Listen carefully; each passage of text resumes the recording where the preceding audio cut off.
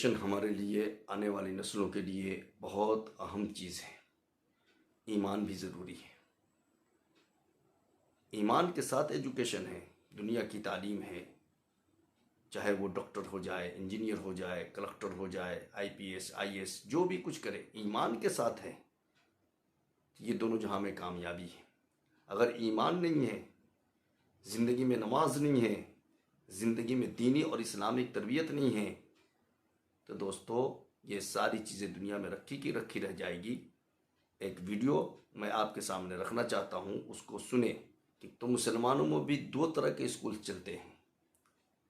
ایک اسکول جو مسلمانی اسکول ہے اور دوسرا اسکول جو اسلامک اسکول ہے۔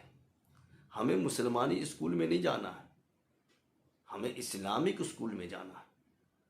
اسلامک اسکول کا پوری تفسیر، پوری اس کی تحقیق ابھی ایک صاحب حضرت مولانا بیان کرنے والے ہیں، اس بیان کو سنیں اور عبرت حاصل کریں اور اپنی آل اولاد کو ایمان کے ساتھ ساتھ دنیاوی تعلیم یا دینی تعلیم ان کو دیں اور ان کی زندگی کے اندر ایمان کوٹ کوٹ کر کے بھر کر کے اور اسلامک اعتبار سے انہیں ہمیں تعلیم دینے کی فکر کریں۔ ویڈیو کو سنیں۔ بنگلور کے قریب میں ایک بستی ہے، 60-70 کلومیٹر کے فاصلے پر ٹمکور شہر ہے، اور ایجوکیشنل لائف کے اعتبار سے وہ بہترین شہر ہے۔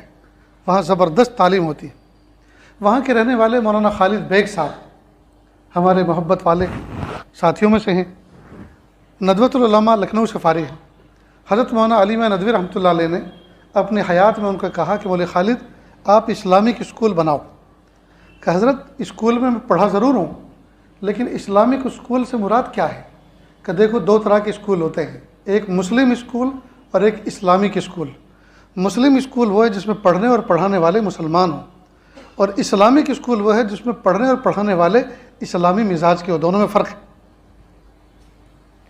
ایک آدمی مسلمان ہوگا لیکن اس کا اگر مزاج اسلامی نہ ہوا تو وہ چہرہ بناتا ہوگا، نمازیں چھوڑتا ہوگا، احکام توڑتا ہوگا، بے پردگی اس کے نزدیک کوئی عیب نہیں ہوگا، جی، بلکہ اسلام کی تعلیمات پر کئی مرتبہ اعتراض کرتا ہوگا، ہے مسلمان۔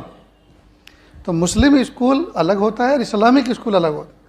تو حضرت جب آپ نے یہ فرمایا ہے تو مجھے آپ 2 سال کا ٹائم دیں، میں ذرا اس کو مزید سمجھ لوں، اس پہ اسٹڈی کر لوں۔ بہت اچھا۔ 2 سال میں انہوں نے 3 سلیبس پڑھے، امریکہ کا، یورپ کا، انگلینڈ کا، اور تیسرا مصر کا۔ مصر اس اعتبار سے کہ یہ مسلم ملک ہے، یورپ اس اعتبار سے کہ وہ عیسائی ملک ہے، اور امریکہ اس اعتبار سے کہ یہودیوں کا اثر ہے۔ تینوں سلیبس کو سامنے رکھ کے انہوں نے اسٹڈی کی۔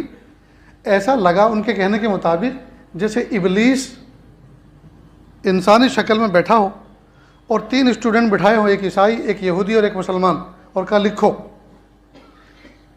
تو لکھوانے والا ابلیس، لکھنے والے 3 شخص اپنے اپنے انداز میں لکھا، لیکن مقصد وہی لکھا جو ابلیس لکھوا رہا تھا۔ کہ تینوں سلیبس پڑھنے کے بعد کچھ بھی فرق نظر نہیں آیا، سب میں اللہ سے دوری، مذہب سے بیزاری، دین سے بیزاری، سب کا مقصد ایک تھا۔ مثال کے طور پر انہوں نے ایک مثال دی، مصر کا جو سلیبس تھا اس میں میتھ پڑھایا جا رہا ہے، اور میتھ والے بچے کو ایک مثال دی جا رہی ہے کہ ابراہیم بار میں گیا۔ بار تو جس میں شراب بیچی جاتی ہے، شراب خانہ۔ ابراہیم بار میں گیا، فاطمہ نے 3 روپے میں، وہاں روپے کو جنیو کہتے ہیں، وہاں کی کرنسی کا یہ نام ہے، 3 جنیو میں اس نے 1 بوتل ابراہیم کو دی۔ اگر ابراہیم 5 بوتل خریدے گا تو کتنے پیسے دینے ہوں گے؟ تو ہے تو یہ جمع کا حساب، لیکن اس نے اس حساب کے اندر کئی چیزیں سکھا دی۔ ایک تو ابراہیم کا شراب خانے میں جانا برا نہیں، دوسرا فاطمہ نام کی مسلم لڑکی کا بار گرل بننا برا نہیں، تیسرا شراب پینا برا نہیں، خریدنا برا نہیں۔ تو سکھانا تھا حساب اور سکھا دیا کچھ اور۔ ٹھیک یہی نظام اس وقت ہمارے ماحول میں چل رہا ہے۔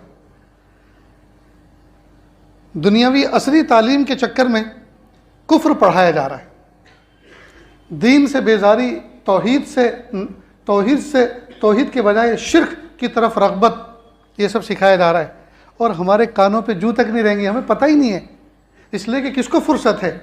باپ صبح سے لے کر پیسہ پیسہ پیسہ، پیسہ ہو چاہے جیسا ہو، شام کو جاتا ہے دسترخوان پہ بیٹھتا تو اتنی فرصت نہیں ہے بچوں سے ہیلو ہائی کریں، پوچھیں بیٹا نماز پڑھی، اسکول گئے تھے، مدرسے گئے تھے، ہوم ورک کیا، میں کھانے کے بعد دیکھوں گا، تمہاری کاپی چیک کروں گا، تو فرصت نہیں ہے، وہ ادھر فون لگا رہا ہے، ادھر لگا رہا ہے، کھا رہا ہے، اسے یہ پتہ نہیں میں کیا کھا رہا ہوں، اس کا ذائقہ کیا ہے، بیوی پریشان، اتنی محنتوں سے ہم پکاتے ہیں، ایک لفظ ماشاءاللہ الحمدللہ کا تعریف کرنے کے بھی بہت اچھی چیز بنائی،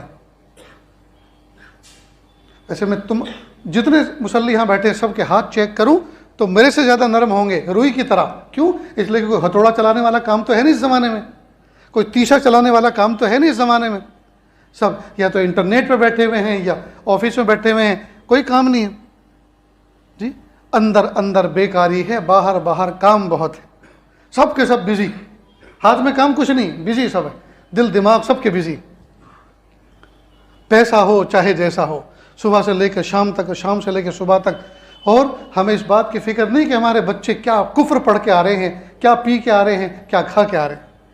میرے بھائیوں، اللہ کے لیے وقت نکالو، اپنے بچوں کو لے کر بیٹھو، وہ سلیبس میں آج کیا پڑھ کر آئے ہیں جی، ایسے ایسے سوالات ان سے کیے جا رہے ہیں، بتاؤ تمہارے ماحول میں ارد گرد کون کون سے درخت وہ ہیں جن کی پوجا کی جاتی ہے، اور تم کون سے درخت کی پوجا کرتے ہو، بتائیے، مومن بچہ کیا جواب دے گا؟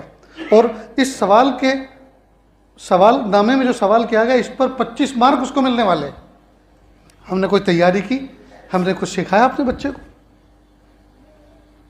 اس لیے جو زہر وہاں سے وہ سیکھ کر آ رہے ہیں، پی کر آ رہے ہیں، اس کا تریاق ہمیں اپنے گھر میں آب زمزم سے غسل دینا ضروری ہے، اور یہ اسی وقت ہو سکے گا جب ہم روزانہ مغرب بعد عشاء بعد جی کوئی نہ کوئی وقت نکال کے اپنے بچوں کو کہ بیٹا آج تم نے کیا پڑھا، آج تمہارے ٹیچر نے کیا تقریر کی تمہارے سامنے، آج تمہارے ذہن میں کیا بٹھایا، بیٹا دیکھو اسلام اس بارے میں یہ سمجھاتا ہے، ہمارے نبی اس بارے میں یہ فرماتے ہیں، اور اللہ اس چیز سے خوش ہوتے ہیں، اس چیز سے ناراض ہوتے ہیں۔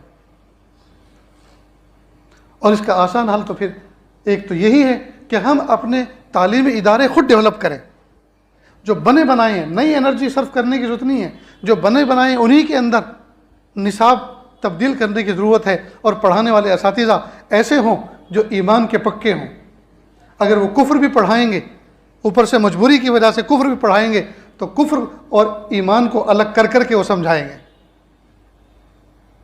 ناظرین، آپ نے سنا، اس بیان کے سننے کے بعد میں آپ کو واقعی یہ احساس ہوا ہوگا کہ ہم جو کر رہے ہیں یہ اچھا نہیں کر رہے ہیں، آنے والی نسلوں کو ہم تباہ کر رہے ہیں اور ایمان سے دور کرتے جا رہے ہیں۔ اسی لیے سب سے پہلے تو آنے والی نسلوں کو ہم اور آپ اسلامک اسکول میں داخلہ دلوائیں، اور انہیں اسلامک تعلیم و تربیت کے ساتھ ساتھ IAS بنائیں، IPS بنائیں، ڈاکٹر بنائیں، انجینئر بنائیں، جو کچھ بھی بنانا چاہے وہ بنائیں، چونکہ حالات بہت خراب ہیں اور جگہ جگہ اس کی تعلیم دی جا رہی ہے کہ مسلمانوں کی جو نسلیں ہیں ان سے سب سے پہلے دین ختم ہو جائے، وہ محمد رسول اللہ صلی اللہ علیہ وسلم کی تعلیم سے دور ہو جائے، ایمان مفلوج ہو جائے،